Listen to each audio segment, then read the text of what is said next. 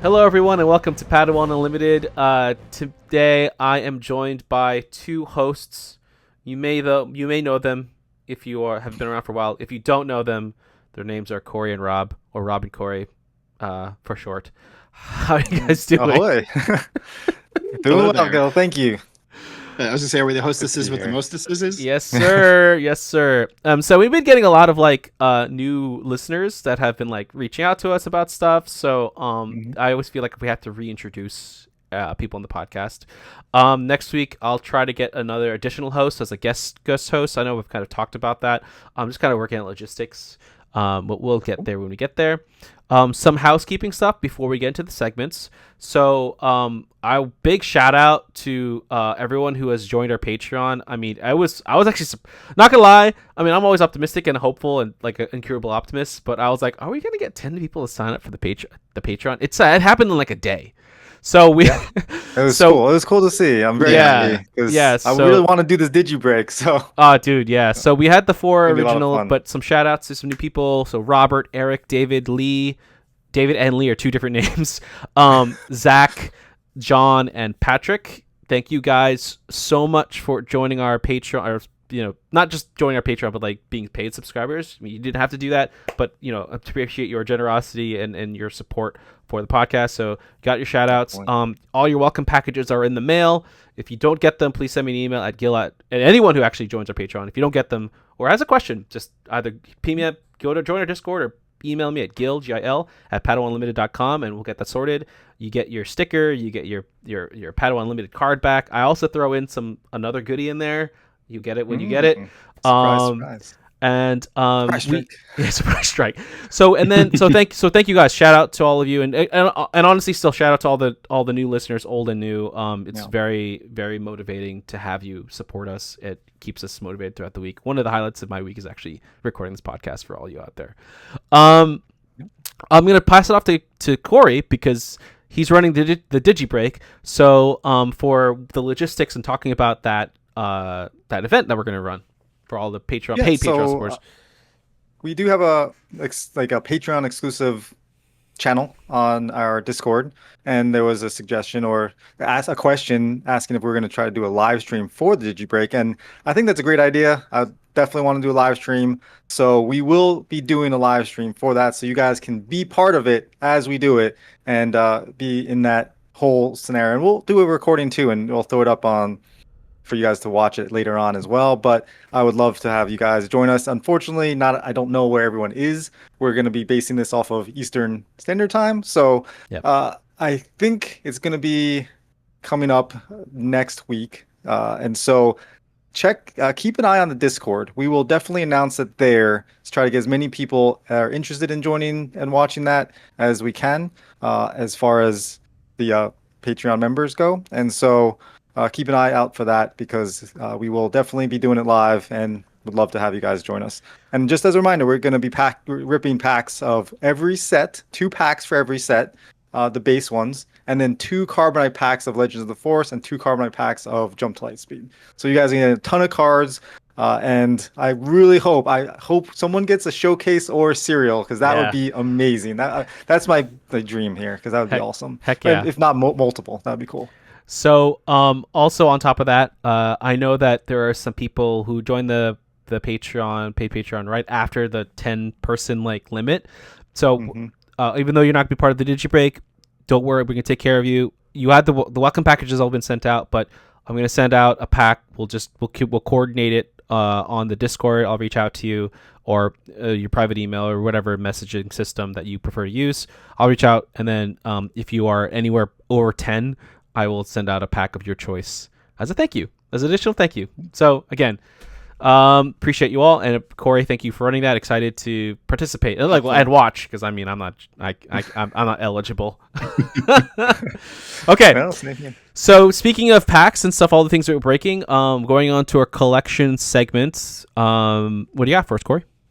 Well, last week we talked about getting ready for the pre-release. We went through some pre-releases. I know Yeah. Rob and Gail, you were at some pre-releases. I got to go to one pre-release this time around, but You're going to my two. You're going to the one this Thursday. but the my strategy was to find a bomb card that I could build my deck around. And so I got the constructed lightsaber. I was like, all right, this is my bomb card. I'm going to be doing that. So constructed lightsaber, I will say, is a great card. I find it to be very interesting because it has different uses in different decks. So we might talk about that later, but that was really exciting. I'm happy I pulled that. I did get one box of Carbonite that I had pre-ordered, but most of my stuff I pre-ordered from a store that hasn't the shipment got delayed, unfortunately, so I will not get that until tomorrow. But I did pull a Darth Maul showcase from that one Nice. Carbonite box and Ooh, 3 Vaders. lucky. So I got a playset of Wow, 3 Vaders. Vaders. Prestige tier 2, which is the foil Vader. Yep. I got the hyperspace Vader and then the normal foil Vader. So that's So pretty good, pretty nice. So anyone who is maybe new or hasn't bought a Carbonite pack yet, just or box, just to kind of level set what that is. So Carbonite, again, Carbonite Edition is a special like collector booster pack that you can get. It's $25 USD for just a solo pack at a local retailer store. It's supposed to be like $300 MSRP for the entire box, and you get inside of it is there's like an arrangement of cards. So the ratios of the first slot. So typically that's where the leader is. It's always gonna be a hyperspace card, if not, or a showcase. So it's one of those two. And the ratio for a showcase is 1 in 2 boxes. So the fact that you got one already, that's fantastic. That's a great pull. And then there are 7 foil cards. Now, 7 foil cards. The last slot of that foil card is usually usually a legendary or legendary guaranteed. So foil, which is great for your collection if you want that. Isn't the slot before it also? What, 7? The last the slot before of it can be well, rare. yeah, it's but there's always a guaranteed like rare legendary at like that Correct, the 7th slot foil. Like yeah, 6 and slot, then 6 slot, it's like it can yeah, be. it can be. The 8th slot is where it's a prestige. There are 3 levels of prestige. There's the regular normal prestige, which is still beautiful, like that Venestra row that Rob is showing on the screen. It's non-foil. There is the foil version, which is tier 2, which I can show because I pulled one in a solo pack, which is a Yoda. Sorry, Yoda. that looks Nice. really bad with this. There's an easy one. Yeah. Oh my god. Yoda. I love the new Yoda. It's such a cool looking. That's a great card. Yeah, it's a cool looking legendary. I was down on it at first, but you guys, turned me around and showed me the way. Thank you. So then there's the 3. So there's 3 levels. There's tier 1, tier 2, which is foil. Then tier 3 is potential serialized cards. That's 1 in 2 cases. Some people have cracked cases. Cracked being like really good. Then there's like 5 hyperspace cards, which have a higher chance of rare legendary, not guaranteed like the foil slot, but it's higher chance. And then it's a rare or legendary slot though, I thought. No, it's not. It's not. higher than average chance. You almost always get a rare, but it's not a guarantee. Yeah. It's not a guarantee. And then the last 2 slots are hyperspace foils, which also can be rare legendary. So I mean, the best I've gotten, and I have a video of it, is I pulled with the Yoda, I think, was like 3 legendaries in one pack. That's about my best. It was sick. I was like, that's cool. I was gonna say, like God pack would be what would be a showcase serial 3 legendaries. A showcase serial and 3 legendaries. Yeah, that'd be wild. Which if anyone does that, please share that video. Or whatever. Seeing a showcase and a serial alone, that's just crazy. And then imagine getting a hyperspace legendary and a legendary foil. That's 3 because you can get it you can get the foil legendary, the hyperspace legendary, and the hyperspace foil legendary. Yeah. Well, you can also get the prestige legendary. So 4. That's true. 4. That's what I'm saying, man. So there you go. That there. We got to do it. Someone, we got to show us the God packs. Yes. So. So I kind of just want to level set with the Carbonite because those are pretty pricey. I think the prestiges right now are generally going around like $4, $3-4, like regular prestige. It depends on the playability, but not even Gunji I think is like $4, but he's also an uncommon. Gunji's super playable. He's gonna be in every deck. Yeah, but I mean, like he's not like 10 or anything. He's like still kind of affordable. The prestige cards, you'd think they would be higher price, right? But the thing for me I'm a big Magic collector cards, and they do the collector boxes, which basically FFG kind of copied the homework there because why change something that works, right? This is a great idea for collectors. My issue with what they're doing is because the values are so low, and we see that now is there's just too many. There's too many, in my opinion. There's 44 prestige cards, and all of them have a serialized version. Am I wrong about that? Yeah, They all do, do. right? And they're But all at isn't it? 250. But isn't So that? for me, as a collector, I think I want them to have tiers in that even like because we have the tier one, two, three. I would love to see like the Vader maybe be one of 66, right? So like the serial Vader is only 66, and now that card has become so much more of a chase to get for the Okay. collectors. So it's more of And then the chase mechanic, right? Okay. it's a chase, and it's like one of the.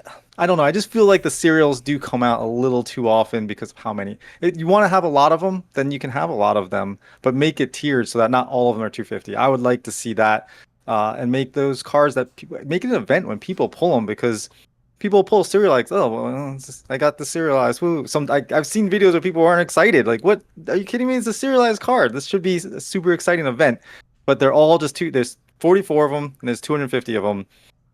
I just think it's a little too much. I want it to be because you get tier two prestige cards like that. That's not a guarantee, and though that's something that should be a chase as well. But the serialized, I feel like, should be even that step further Mm. along. Well, For what I me, will I think it's say, just a So little too many. you want like a serialized plus? Sorry, sorry. well, I like, just want different tiers. Go, Like, go. right, make your Vader 66 and Luke maybe 66, and then make Yoda 100, and then make the whatever the Bendus of the world make them 250. Like you can have different numbered serialized because they don't hey, all hey, have to be hey, equal. let's take it easy with the Bendu hate.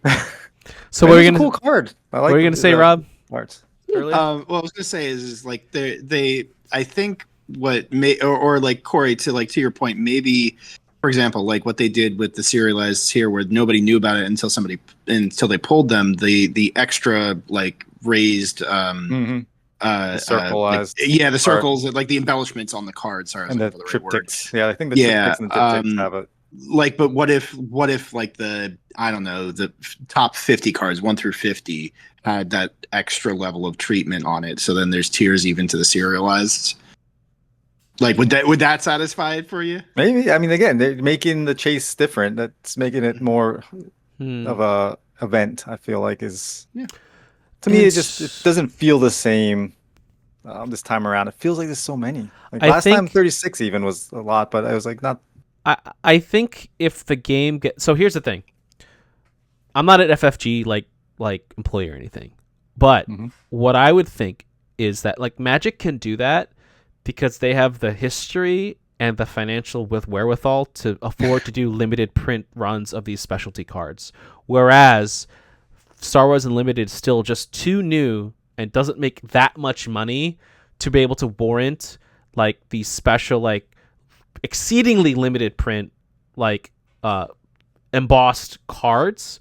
I think there's probably a cost ratio value there that I think that maybe That 250 number is it's probably 250 that because they already got rid of the top 16 cards for competitive play when you go to PQ. They got rid of the top 16, which is like I think is like ridiculous, but like I'm sure there's some type of business rule there. I think Right. though, however, because a lot of people kind of follow the Magic like thing model, or they try to, I guess. Like I would not put it past them that after like 5 years, like if this makes it past the 3 year mark where almost TCGs apparently collapse, that's when they'll be like, you know what? Now we're gonna do this special. Like let's do this special card because they are doing it in that like top 64 like we talked about last week or 2 weeks ago. All the Galactic Champions. All the Galactic Championships, all these Yep. exclusive cards, like they're willing to do it, but I think there needs to be Non-exclusives. money for. I think it's just a money thing at the end of the day. it's I don't where do they want to throw disagree. the money at it? But like, none of these cards are not playable Yeah, by just getting the base version, right? So it's not like you're hurting the common player by having specialized cards. yeah. Like, because you're producing 44 times 250 of these things, right? Hmm. So cut down on that. If it's a business thing, cut it down. Like you make it half that instead. Then Oh, so maybe not like, every single prestige card has to be serialized. Like ooh, you could change it up. I'm just uh, saying. I think for a collector, if you because whales will keep this afloat when you're not paying out money. Like there's no prize money in Star Wars. Like they don't yeah, allow it. It's I that's think true. it's a Disney FFG thing, right? There's a contract with that they don't allow prize money to be given out I in don't think, tournaments. yeah, I don't think it has to be more of an FFG thing because doesn't like Lorcana as like a competitor like card game have money It might like be just something with the prizes? licensing. I don't know. Like Right. because Yeah. who knows what it is? It might Yeah. have been a contract left over, but whatever the case, an FFG might be. But you're not giving out money to players in a competition, and that means you're not drawing the big time players that want to make this a career, Yeah. let's say, right? And so then you need to bank on whales who are collectors, and if you have cards that are so common, they're not going to want to collect them. Mm, That's my thought process, anyway. yeah. Interesting. Yeah, no, no. I think Oh, it's a good point. I mean, for me, I just like I kind of like because again, first TCG, so I kind of yeah, like the fact that I can relatively get an easy like relatively easy compared to a lot of other games. Like get a serialized card, yeah. like oh my god, I got one, yay! I don't have to spend like get like 10 Carbonite boxes. I only have to get like two, you know, and that's like, fine, you know.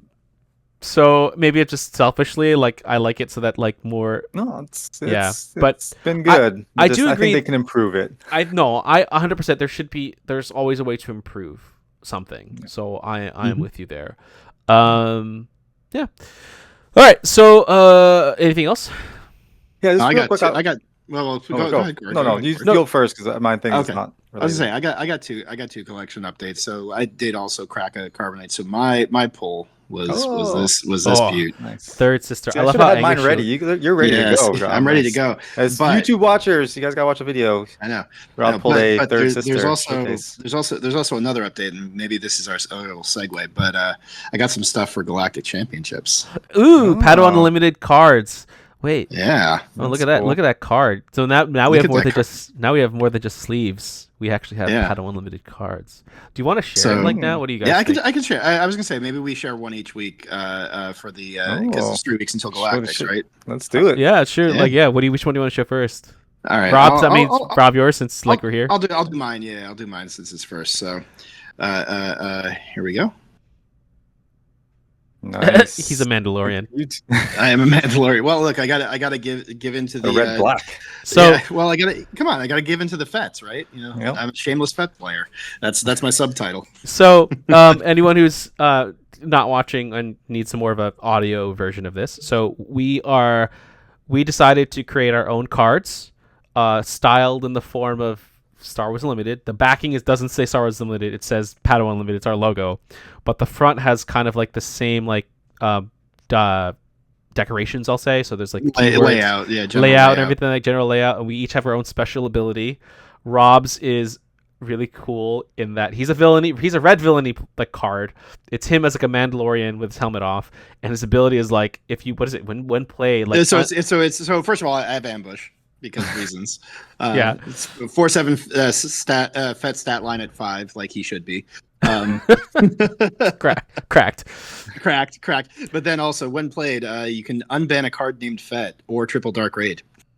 Yeah, so it's an unbanned mechanic. That's no, hilarious. but wait, But there's more. But wait, there's more. Play that card immediately, paying its cost or replacing your leader. This card does not need to be in your deck. Mm, So We're bringing back Triple Dark Raid, baby. nice. I love it. So for me, like once we get our cards, like if you find us, if you want a copy of it, let us know. They're collectibles. They're set of 1 of 3, so you have to want all 3. There's 3 in total, and I think we did a print run of 52, so or 50 or something like that. So Limited right around. edition, first edition Padawan Unlimited cards. But there are still. I'll just tease the rest of this. There's still 2 more to go. Yeah, we'll do Corey next Mm. week. We'll show a new awesome. one next week. Heck yeah. All right, that's awesome. So with that, let's move on to the meta segment.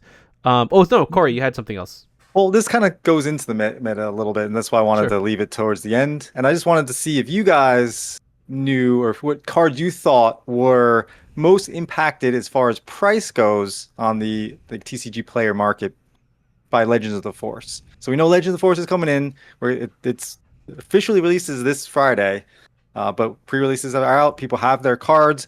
What do you think are the top 5 non-Legends of the Force cards that saw bumps in their prices? Bombing run. It's gonna be like force related cards from set 1 and set 3 probably. So like, I mean, I don't think force throw probably jumped up that much because it's So only this is just from last uncommon. week. Number 5 from last week is Avenger. Okay. The Avenger. 9, Okay, the yeah. 988 that just kills something when it comes out.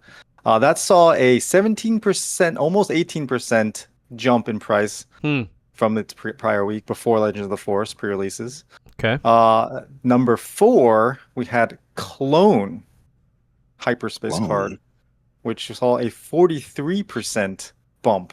Interesting. Getting in on that Sifo price. DS meta. And that's the hyperspace version, by the way. Most of these are hyperspace versions. Yep. Just as a heads up.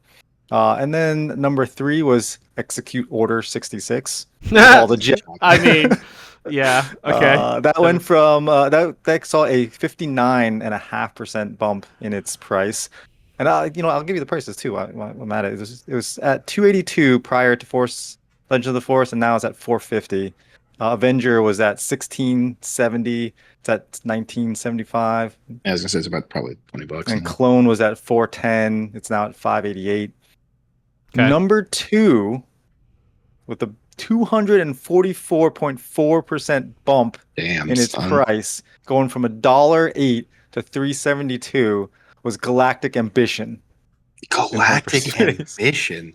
Getting that supremacy out. Okay. Mm-hmm. Okay. And then number 1 was General's Blade. General's Blade, and that was not hyperspace, by the way. Just the normal version.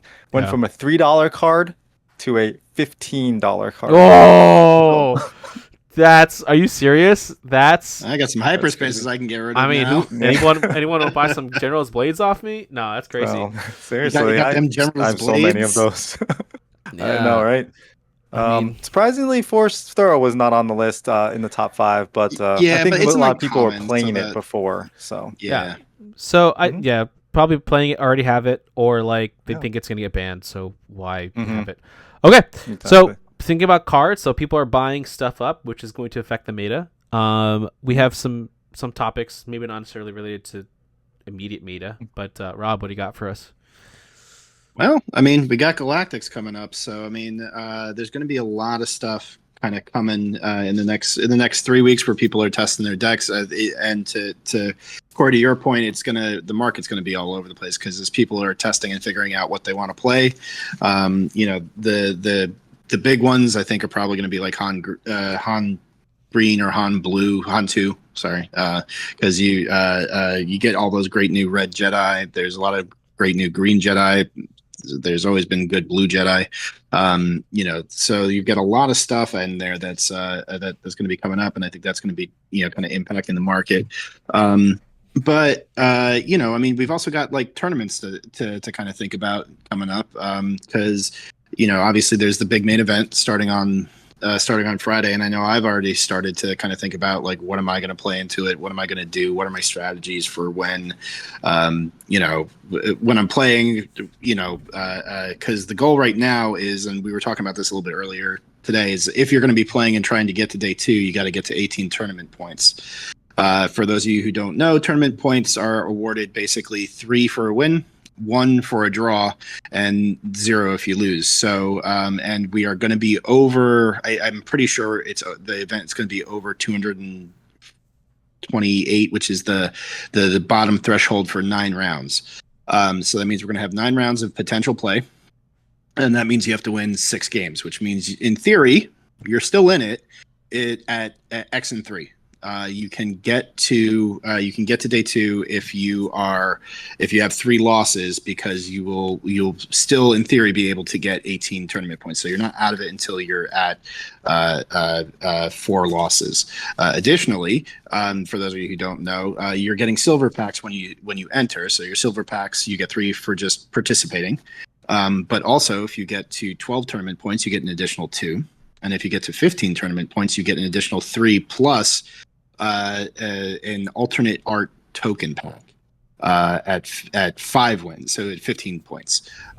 So there, I know a number of us were kind of talking about, oh, I'm probably just going to drop, or maybe I won't go through. But there is actually incentive to stay in the tournament and get things, depending on the ultimate cost of the silver packs from the prize wall, which I don't think any of us know at this point. No.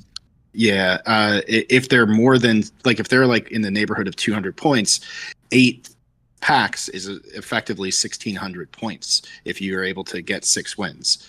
If they're less, then it's less points, but or tickets, I guess I should say.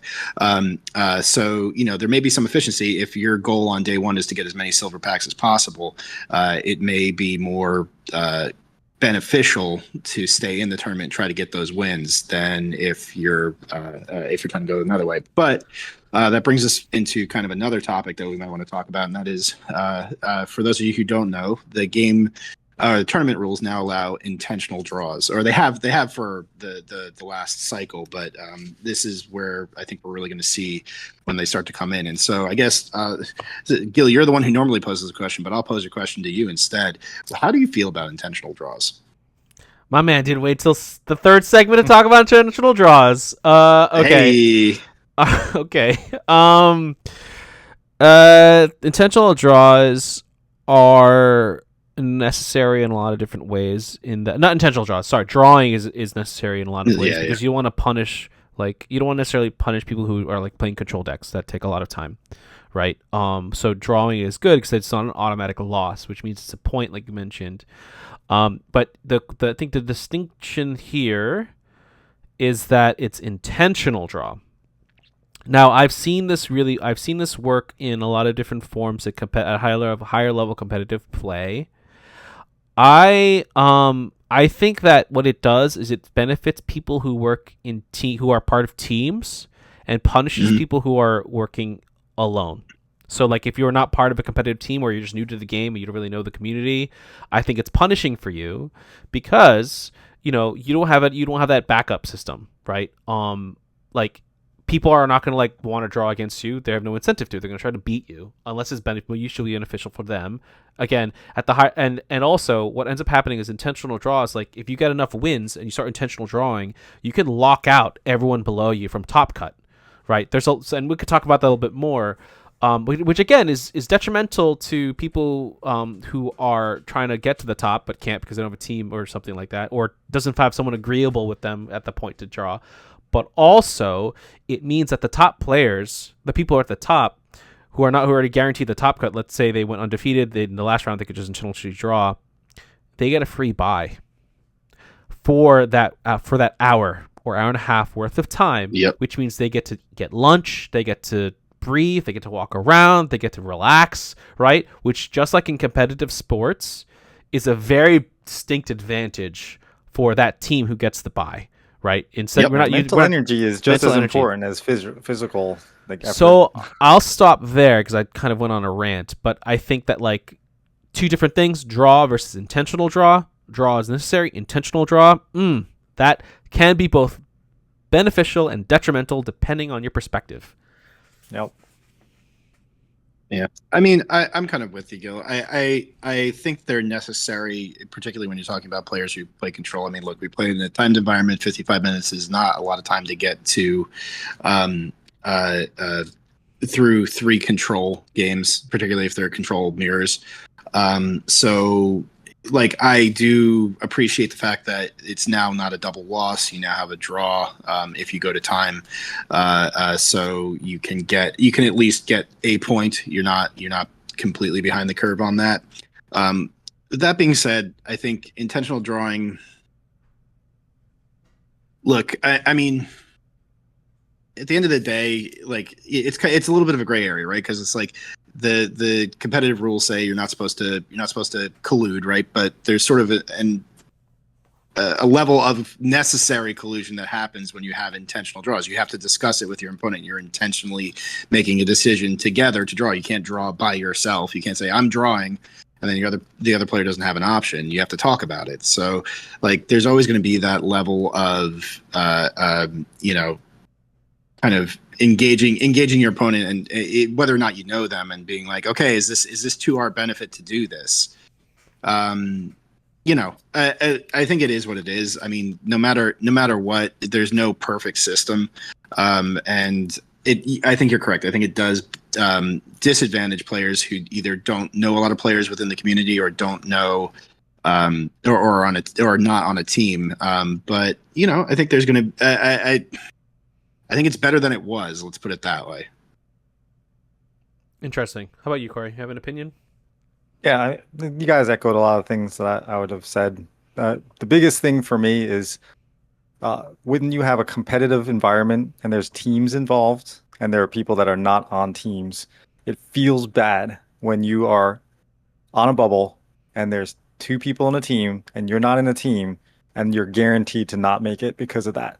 And that's a bad feeling. It makes people like not want to participate, and it can be a problem for people that are not, they don't want to be on a team or they can't get onto a team because they don't feel good enough. Whatever it may be, it just makes it a barrier to entry for a casual player to have a successful day. Yeah. So I wholeheartedly agree with you. I was talking with a former listener, and they quit the game because of intentional drawing, because at their locals, the people who were like in a team at locals were constantly locking out everyone out of the top cut for any of their events. So again, I can only surmise like which events those might be, but I'm gonna assume like store showdowns and stuff like that.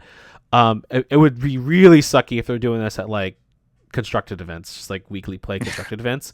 But like I already seen anecdotally, someone's quitting the game. They sold out of Star Wars because of intentional drawing.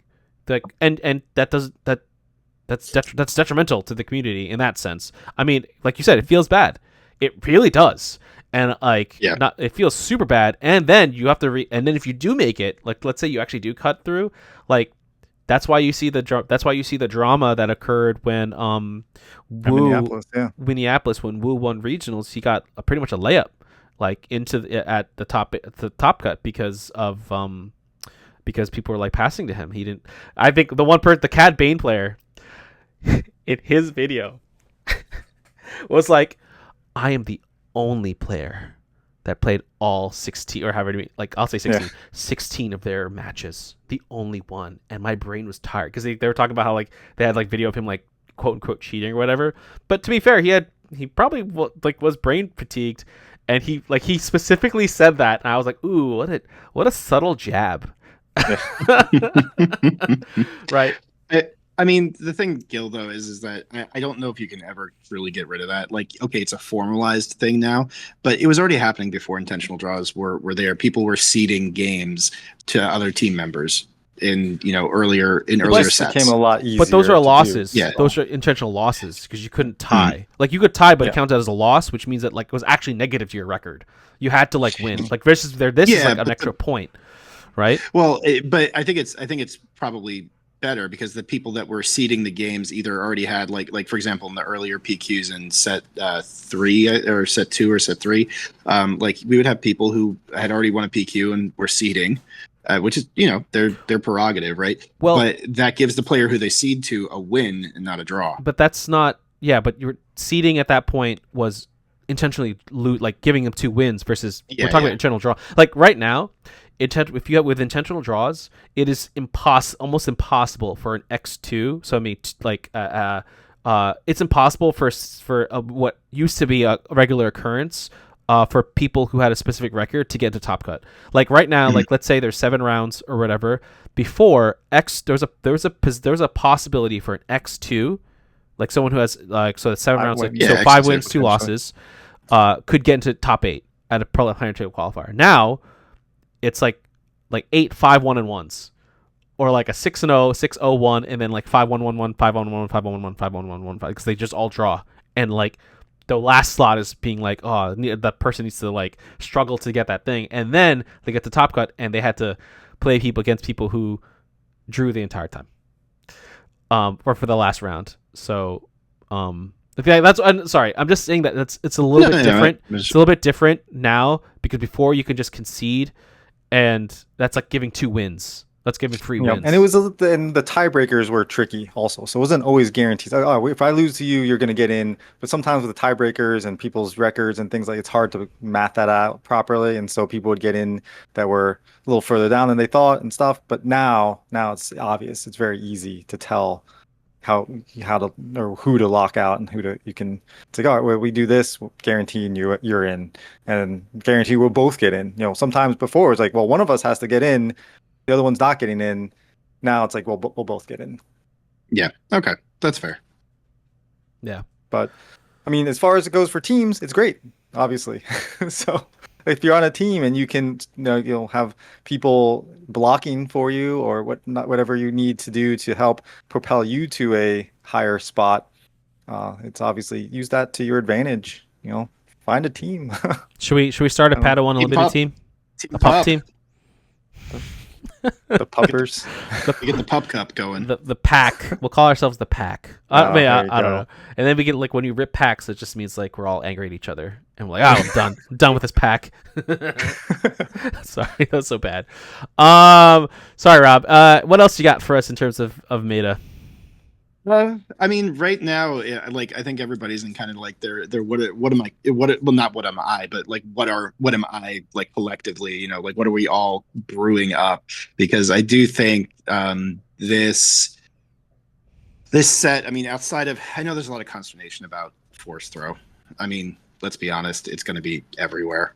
And so, like, I think a lot of our decisions right now are coming down to, Am I going to be a force throw deck, or do I have solutions for a force throw deck? So let's go into the third the new third segment, deck construction. And let's talk about that. So, Okay. But instead of doing a really wide, like, idea of like, oh, this is how you build a deck, or this is whatever, let's talk about okay, so there's a specific problem we have to solve for. That problem right now. And it could be any problem, but for the sake of this conversation, it's force throw. So force throw, in essence, does a couple things. It's action compression, it's hand destruction, and it's board clearing. Potentially damage. Potential board clearing. Right. So controlling the board state. This one card is very powerful. It's a one cost. For one cost, you could choose either yourself or an opponent to choose a person to discard a card. Doesn't matter who it is, just discard a card. And then you do damage equal to the cost of that card if you have a force unit, which there's an entire set now of force. You do that damage to something. So you can give it, if you put it on a unit that has grit, you give that unit a bajillion more damage. You can defeat a unit aside from like the phantom lurking phantom tie. Or do whatever. So that's the problem we're faced with, right? And you're talking about, like, okay, if it's the problem, we have to think about what we need to build our decks around. Maybe it completely changes our can't beat them, join them. No. Yeah, can't beat them, join them. Hey, that could be a strategy too. That could be an option. That is a strategy. But then, like, how do you counter the force throw kind of thing? You know what I mean? Like, that's the question, right? Because, like you said, Rob, this Galactic Championship, I think, is going to be, are you a force throw deck or are you not a force throw deck? There's going to be force throw decks and there's going to be non-force throw decks, and it's going to be almost equal, I think. It's going to be pretty much, if not more force throw heavy. And so how do you defeat those decks that are trying to stop you? And then it's that whole, like, he knows that I know that he knows that I know that he knows. We're going to level 4 thinking here. So what do we do, Rob? Help us. Rob, tell us. Hurry. I'm your only hope. Well, I can tell you the way that I'm thinking about dealing with it, because I am probably not going to be a force throw deck. But the way that I'm thinking about it is that you have to it's like I'm gonna hand destroy harder So so you have to you if you're coming up against a deck that you know is going to be or is highly likely to be a force deck, I think one of your opening plays can be something that is going to discard a card from them. So that could be frankly it's a lot of yellow cards. So I think there's value in like Bazine is going to be everywhere. If you're not playing a force throw from a villainy side, I think simultaneously, jam communications is actually probably going to be from a heroic side probably be very common or should be more common would be my guess. So jam communications is a 1-cost cunning, so yellow heroism card, right? That defeats event card from someone's hand. So it's a 1-for-1 trade at that point. Yep. But since you can do it on turn 1, and in theory you can do it twice if they go in and they either open with because what's really the biggest problem I think is that on turn 1 now we have reliable force units to be played, which means force units, not necessarily. There was one that you could play, but but easy to get rid that's of. what I'm saying. Reliably, there are a lot of them now, which means that force throw as a damage dealer is live on turn 2. So if we know that that's the case, you are probably mulliganing. Or at least looking to ideally draw a force throw in your opening hand so that on turn 2, you have that force unit out and you can use it again. It's not the only line, but it's a strong line. And because it only costs 1, you can potentially do it twice, if you draw 2 of them. So basically, being able to sort of kill that out of their hand before they can play it, it's a good option. Now Bazine means that they'll get to draw another card and they could draw another force throw, but you've at least removed one of the 3 that they can possibly have in their deck from ever hitting the table. So go ahead. Yeah, so you're talking. So one of the counters right now is you counter destroy their hand to get an advantage in that sense. Exactly. Which I think is a interesting strategy. It's mostly centered around cunning, because cunning aspects are the ones that have that interesting hand destruction. Aside from red, it's cunning. I think that's interesting for sure, because jam communications is interesting. Is like for 1 cost, you defeat their hand. It's a 1-for-1 trade, but like they have so much more on their side to benefit from force throw, which is really good. And like you could play Anakin for 1, I think he's a 1 cost, right? And then you just throw a jam communications and you still have whatever, you have all this stuff. I think that's an interesting combination. I would say that not to derail, but I think the opposite of that also is very beneficial. So what I found that I was doing, because I play blue a lot, blue heroism specifically, is like Yoda, as a unit. The old first, you set 1 Yoda. Right. If it's defeated, you could draw a card. There's also the ship that's for 3 costs. It's like a 3/4, deal 2 damage to it. I forget what it's called. It's like red leader, not red leader. Blue. I don't know. It's a card. No, it's red 5. Red 2, red 3. I don't know. It's something. I think it's red. I think you're right. I think it's red leader. It's red leader. I don't know. Yeah. It's what it does is you deal 2 damage to it. You get a card, right? So there's cards to boost your hand, to potentially combat the hand destruction. Right. So there's a lot of Kiadi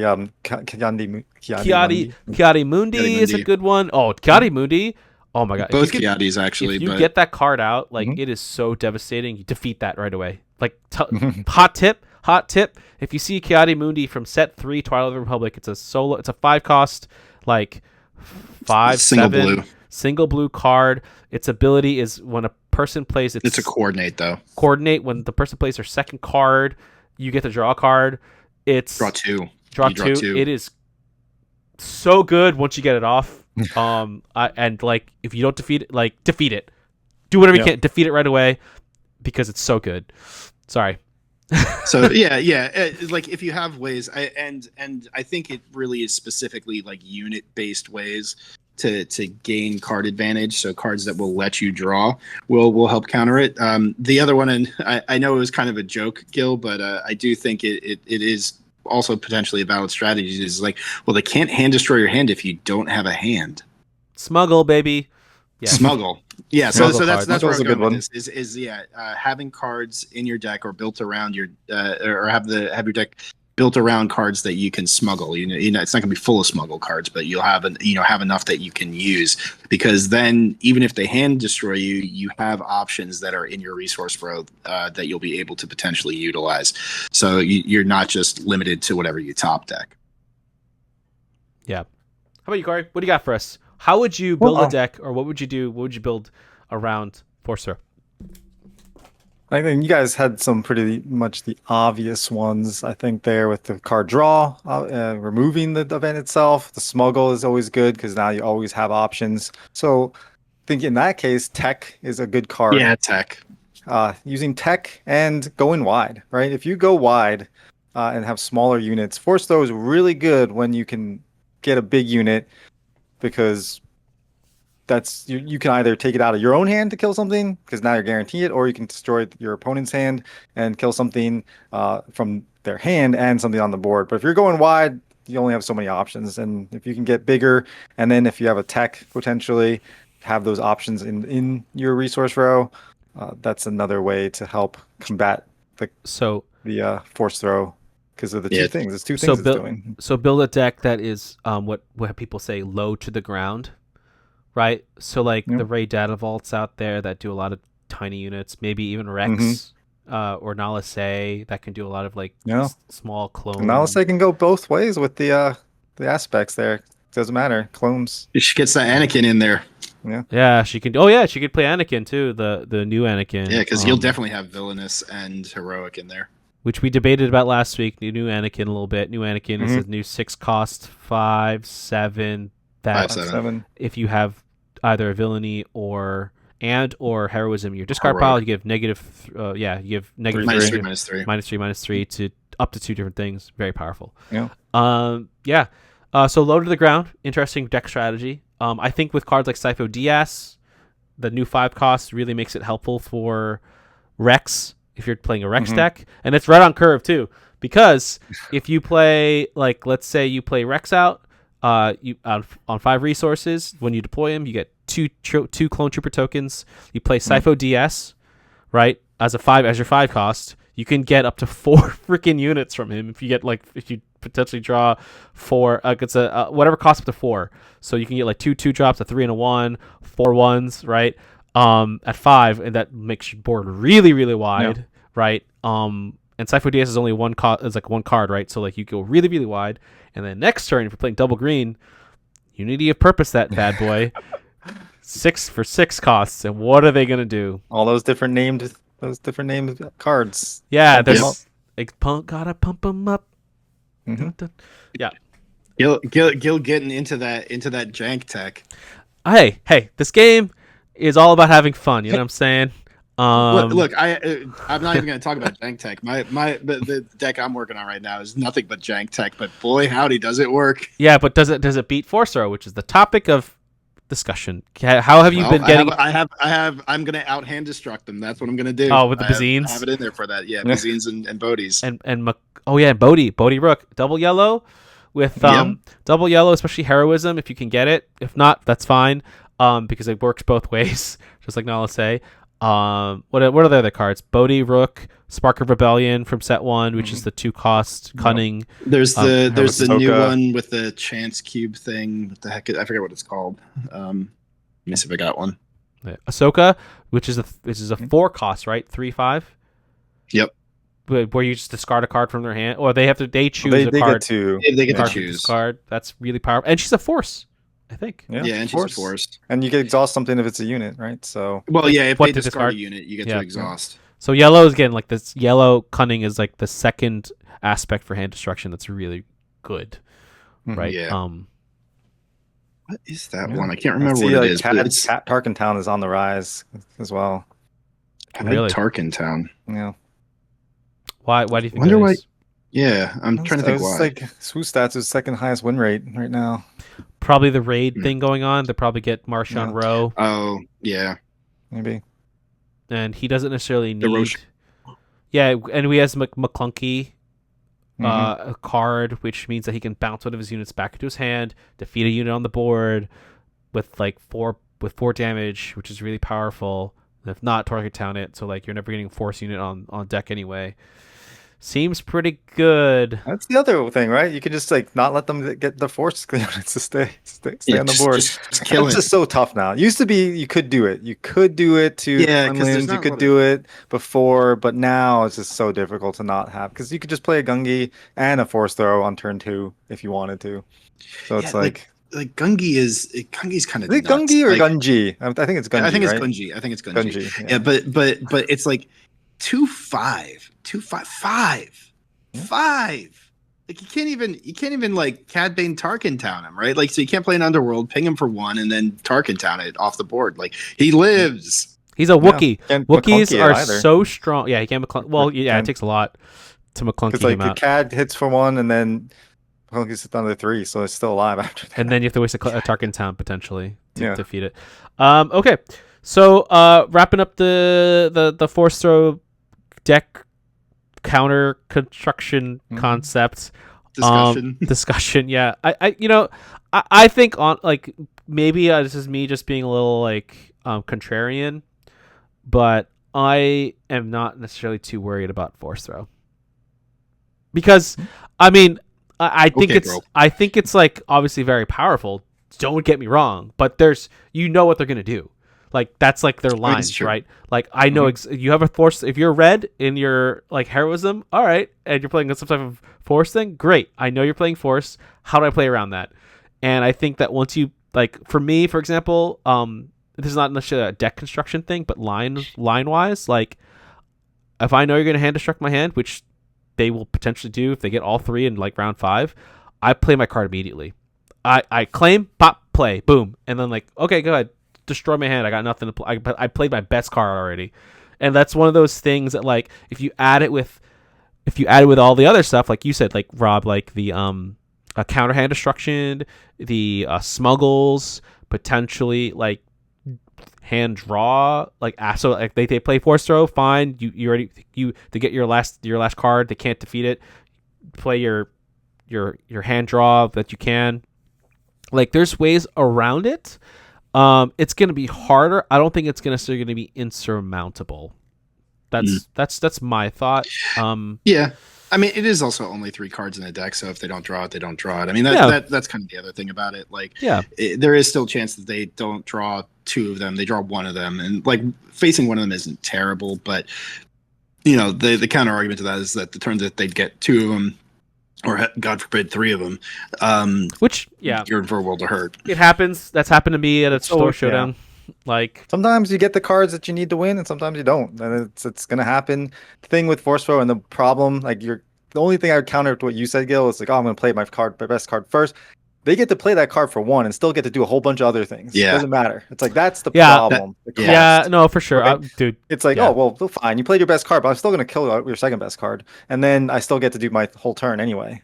So Yeah, I mean, yeah, or like it's like a timely intervention. Okay, yeah. do the damage. You know Fair. what I mean? I honestly, I like.